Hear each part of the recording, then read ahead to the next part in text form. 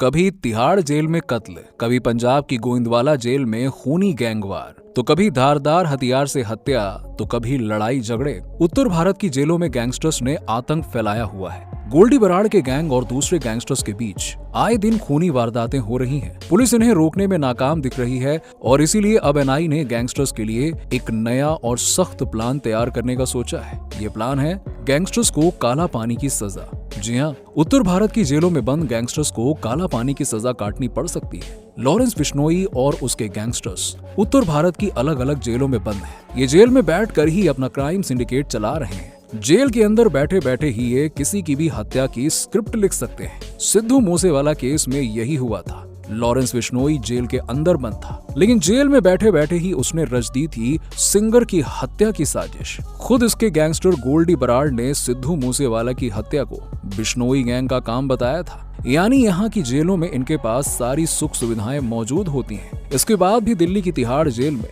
Lawrence Bishnoi gang और Bambiha gang के gangsters के बीच 2 बार खूनी गैंगवार हो चुकी है। इस गैंगवार में जेल के अंदर ही 2 गैंगस्टर प्रिंस तेवतिया और टिल्लू ताजपुरिया मारे जा चुके हैं। हाई सिक्योरिटी जेल में होने के बावजूद ये कत्ल हो गए और पुलिस कुछ भी नहीं कर पाई। इससे पहले पंजाब के तरन तारन जिले की गोविंदवाला साहिब जेल में भी 2 गैंगस्टर्स की हत्या कर दी गई थी। अब एक के बाद एक इस तरह के मामले पिछले कुछ महीनों में सामने आ रहे थे, जिसने पुलिस और प्रशासन की नींद उड़ा दी थी। इन्हीं सब वारदातों को देखते हुए एनआईए उन गैंगस्टर्स को अंडमान भेजने की सिफारिश कर रही है जो जेल में बैठकर अपनी गैंग को चलाते हैं। खासकर जो कैदी या गैंगस्टर दिल्ली, पंजाब और हरियाणा की जेल में बंद है। एनआईए ने गृह मंत्रालय को नॉर्थ इंडिया की जेल में बंद कैदियों को लेकर खत लिखा है, जिसमें सिफारिश की गई है कि 10 से 12 गैंगस्टर्स को अंडमान निकोबार जेल में शिफ्ट किए जाने पर विचार किया जाना चाहिए। इसके अलावा कुछ गैंगस्टर्स को नॉर्थ ईस्ट की जेलों में भी भेजने को लेकर खत में जिक्र है। एनआईए ने इस खत में लिखा है कि कैसे जेल में बैठकर ये गैंगस्टर्स बाकी लोगों को भी गैंग में शामिल होने के लिए बहका रहे हैं। जाहिर सी बात है कि इसमें सबसे ऊपर नाम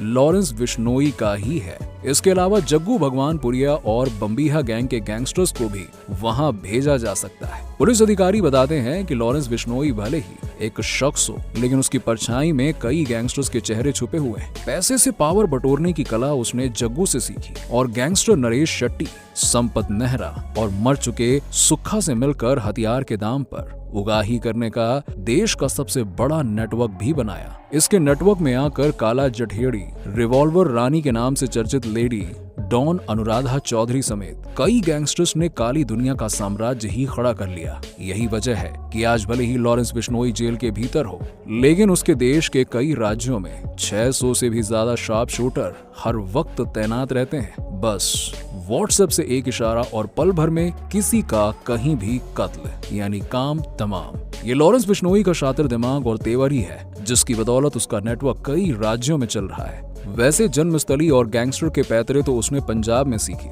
लेकिन उसकी भनक न सिर्फ पंजाब बल्कि राजस्थान, हरियाणा और दिल्ली एनसीआर में भी है। आज वो जेल में रहते हुए भी पुलिस के लिए उतना ही सरदर्द बना है जितना बाहर रहते हुए था। कहा जाता है कि लॉरेंस बिश्नोई न सिर्फ देखने में देश का सबसे स्मार्ट गैंगस्टर है, बल्कि उसके इरादे भी तेज तर्रार हैं। और यही वजह है कि 17 जनवरी 2015 को जब पंजाब पुलिस उसे कोर्ट में पेश करने जा रही थी, तभी वो चकमा देकर भाग निकला। कहा जाता है कि यहाँ से भागने के बाद वो नेपाल गया और वहाँ से आधुनिक हथियार लेकर पंजाब लौटा। लेकिन उसी दौरान 4 मार्च 2015 को वो फिर से पंजाब पुलिस के हत्थे चढ़ गया। भले ही वो पुलिस की गिरफ्त में आ गया, भले ही वो जेल चला गया, लेकिन उसे सुपारी मांगने, गैंग को ऑपरेट करने और कत्ल कराने से कोई नहीं रोक सका। वो जेल में ही फोन के जरिए अपने गैंग को चलाता रहा और आज भी ये काम उसका जारी है। सिर्फ यही नहीं, वो जेल से ही फेसबुक पर फोटो अपलोड करता है। जेल में जिम भी करता है, जिसकी तस्वीर फेसबुक पर भी आ जाती है। व्हाट्सएप के जरिए जेल से ही सुपारी लेता है, रंगदारी मांगता है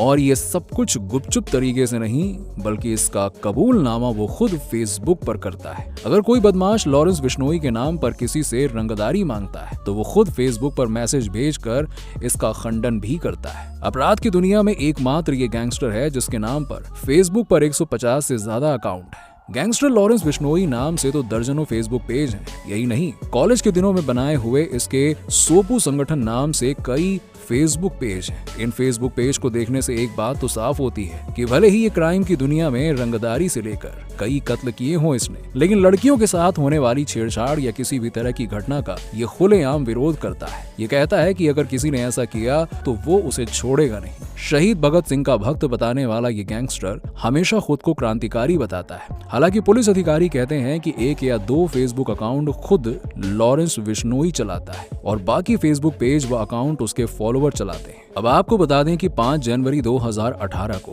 राजस्थान के जोधपुर में लॉरेंस बिश्नोई की पेशी थी। उसी दौरान उसने फिल्म अभिनेता सलमान खान को जान से मारने की धमकी दी थी। उसने सिर्फ धमकी ही नहीं दी बल्कि अपने साथी कुख्यात संपत नेहरा को सलमान खान को मारने के लिए भेज भी दिया था। हालांकि चाक चौबंद सुरक्षा होने के कारण संपत नेहरा सफल नहीं हो पाया था। दरअसल ये बताया जाता है कि गैंगस्टर बिश्नोई समाज से है। उसका बिश्नोई समाज काले हिरण की पूजा करता है और सलमान खान ने काले हिरण का शिकार किया था। बस इसी वजह से लॉरेंस ने सलमान खान को मारने की ही सुपारी ले ली थी। अब आपको बता दें कि बिश्नोई ही नहीं बल्कि इसके अलावा दिल्ली की ज्यादातर जेलों में क्षमता से ज्यादा कैदी भी मौजूद हैं, जो अक्सर पुलिस के लिए मुसीबत का सबब बनता है और इस तरह की घटनाएं होती हैं। अगर गृह मंत्रालय इस बात पर राजी हो जाता है तो जल्द ही कई बड़े गैंगस्टर्स को अंडमान निकोबार की सेलुलर जेल में भेजा जा सकता है। सेलुलर जेल को काला पानी भी कहा जाता है। अब ऐसे में सवाल ये भी आता है कि आखिरकार ये काला पानी की सजा क्या है? काला पानी जेल का इतिहास, क्यों लोग काला पानी की सजा का नाम सुनकर डर जाते हैं? अब देखिए, जिन कैदियों को सेलुलर जेल की सजा मिलती है यानी कि उसे काला पानी की सजा मिली हुई है,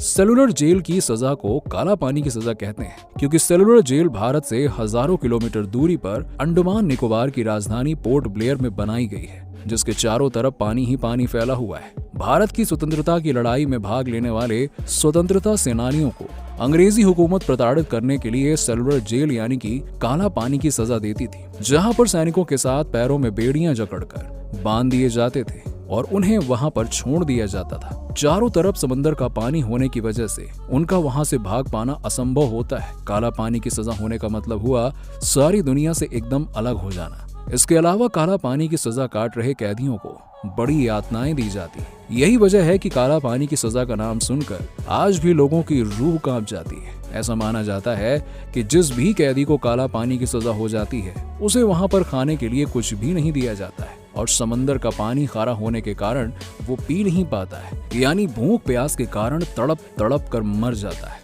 1857 की क्रांति के बाद अंग्रेजों ने ये विचार किया कि भारत में स्वतंत्रता की लड़ाई लड़ने वाले सेनानियों को ऐसी जगह पर भेजा जाए जहां से वो कभी वापस लौट ना पाए और उन्हें इतनी यातनाएं दी जाएं ताकि वो मर जाएं वहीं पर। इन्हीं बातों को ध्यान में रखते हुए अंग्रेजों ने काला पानी जेल का निर्माण किया था। काला पानी की सजा के बारे में आप क्या कहना चाहेंगे?